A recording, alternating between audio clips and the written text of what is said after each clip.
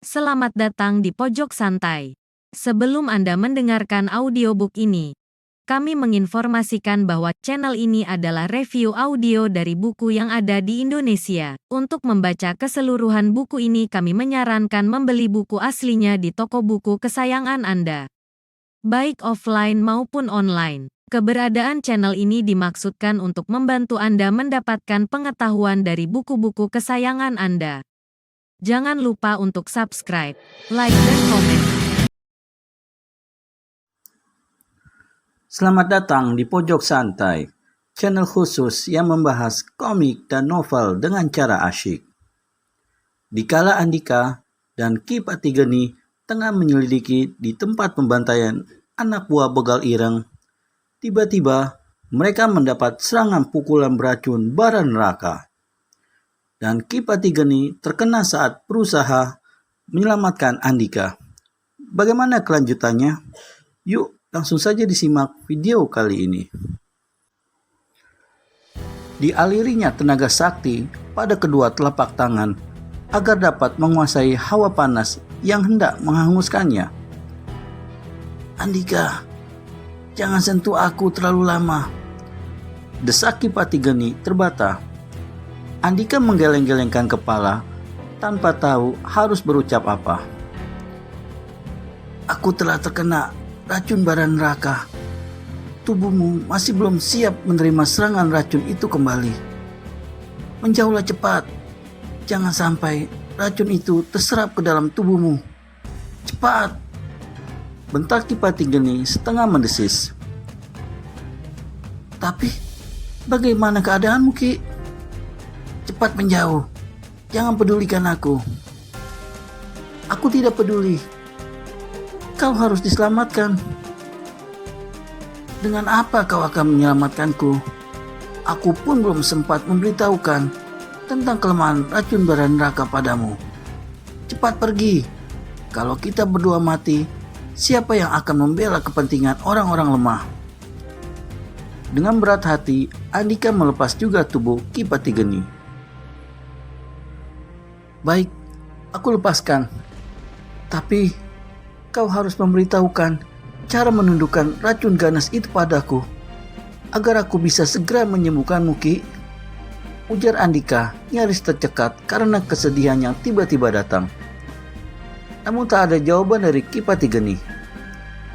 Ki, panggil Andika kembali. Tetap tak ada jawaban. Malah gerakan Ki Patigeni pun tak terlihat lagi. Bahkan naik turun dadanya sekalipun. Ki! Andika menjerit sejadi-jadinya. Semua kenangan Andika dengan Ki Sanca di perguruan Trisula kembar terbayang kembali. Sama seperti Ki Patigeni, Ki Sanca pun meninggal dalam keadaan menyedihkan di sisi Andika. Padahal mereka sudah begitu dekat di hati anak muda ini. Keduanya sudah dianggap sebagai keluarga sendiri. Untuk mengetahui tentang Ki Sanca, silakan ikuti Seria Pendekar Slebor dalam episode perdana Lembah Kutukan. Andika terduduk lemah di sisi mayat Ki Patigeni yang perlahan-lahan mengering bagai batang kayu yang terjemur berbulan-bulan. Itulah akibat kedahsyatan racun bara neraka. Setelah itu, tubuh orang tua ini mulai retak-retak seakan tanah tandus.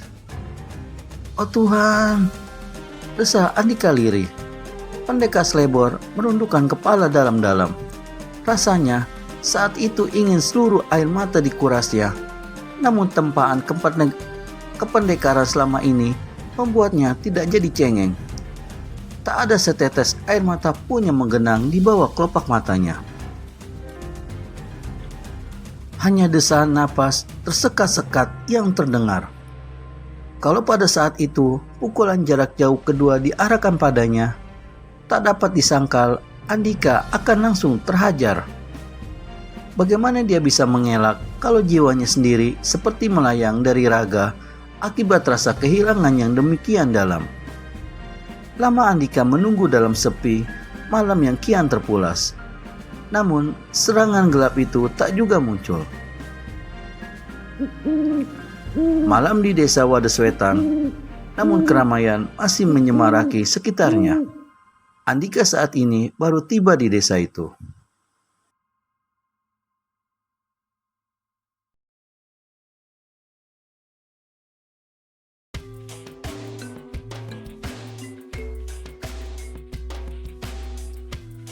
Saat itu, di alun-alun desa memang sedang diadakan upacara adat untuk pengangkatan seorang kepala desa baru. Pantas saja, malam ini jadi ramai oleh warga desa yang berkumpul di alun-alun. Di salah satu sudut alun-alun, Andika melihat seorang wanita desa berpakaian sederhana.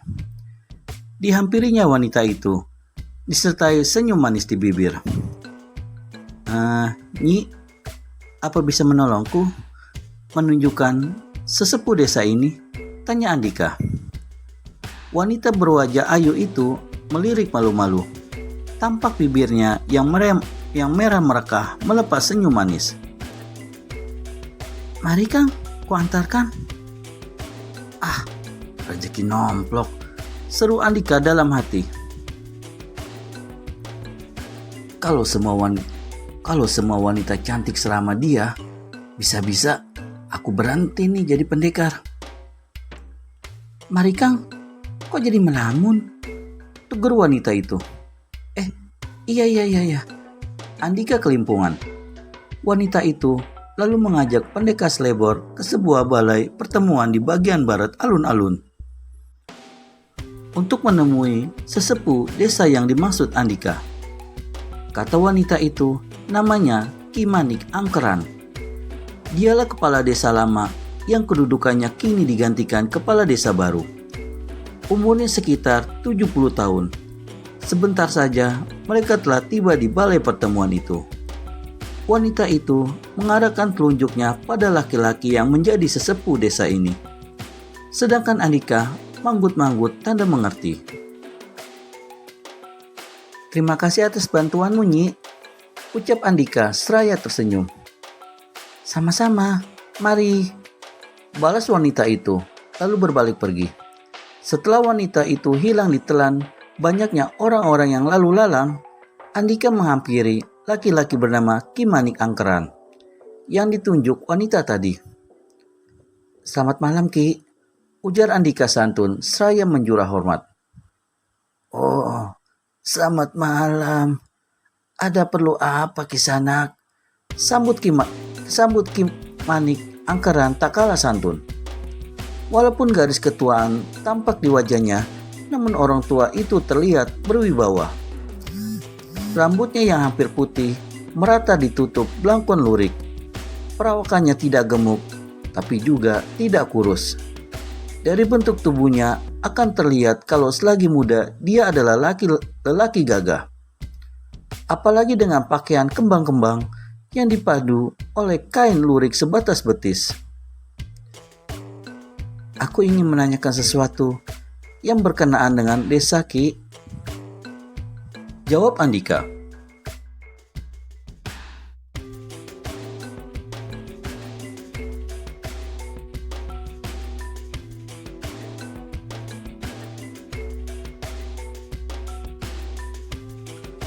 Kalau begitu, silakan duduk dulu, ucap lelaki itu mempersilakan Andika. Pemuda itu pun duduk pada satu kursi kayu yang disusun berjajar memanjang di bawah tenda besar yang disangga tonggak bambu tinggi. Di depan jajaran kursi dibangun sebuah panggung kecil sederhana yang tampaknya digunakan untuk pemilihan kepala desa baru.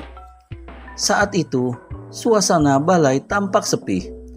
Tampaknya pemilihan kepala desa baru telah selesai beberapa waktu lalu.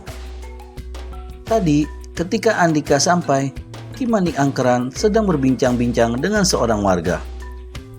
Namun warga itu segera mohon diri ketika tahu ada seseorang yang hendak menemui Ki Manik Angkeran. Maka kini tinggal Andika dan sesepuh desa itu di tempat ini. Apa yang bisa saya bantu Kisanak? Oh iya, nama Kisanak siapa ya? Tanya Ki Manik angkeran setelah Andika duduk di salah satu kursi. Namaku Andika, Ki. Aku ingin menanyakan sesuatu hal yang mungkin diketahui olehmu sebagai sesepuh desa, tutur Andika. Aku Manik angkeran, dan kau boleh memanggilku Ki Manik. Ayo, silakan dimulai lagi, ujar orang tua itu. Mungkin kau tahu tentang peristiwa perampokan beberapa tahun yang lalu yang dilakukan Kranggaik dan kawan-kawannya, Ki. Ki Manik angkeran terdiam beberapa saat. Benaknya seketika berusaha menggali peristiwa perampokan yang dimaksud Andika. Cukup lama dia terdiam, sampai akhirnya dia menarik napas dalam-dalam. Lalu mengempaskannya penuh beban. Iya, memang pernah terjadi perampokan oleh kawan Kranggaik beberapa tahun lalu. Tepatnya 18 tahun lalu, ucap Ki Manik angkeran bersama satu desahan.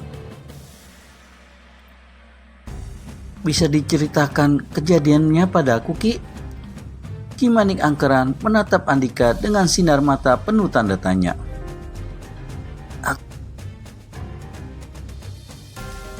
Aku tahu, pertanyaanku memang tampak mencurigakan.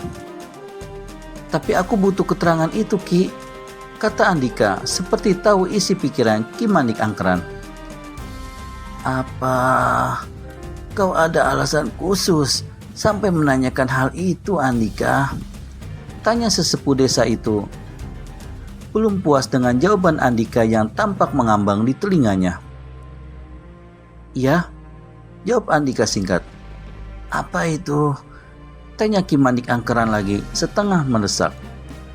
Wajar rasanya Ki Manik angkeran menanyakan banyak hal kepada Andika. Karena Andika orang asing yang datang dan ingin tahu rahasia desanya. Apakah Andika akan membuka jati dirinya sebagai pendekar kesohor? Daripada penasaran gak karuan, dapatkan jawabannya di video selanjutnya hanya di channel Pojok Santai. Segera subscribe dan tekan tombol lonceng untuk mendapat notifikasi video terbaru dari kami. Terima kasih dan sampai bertemu kembali.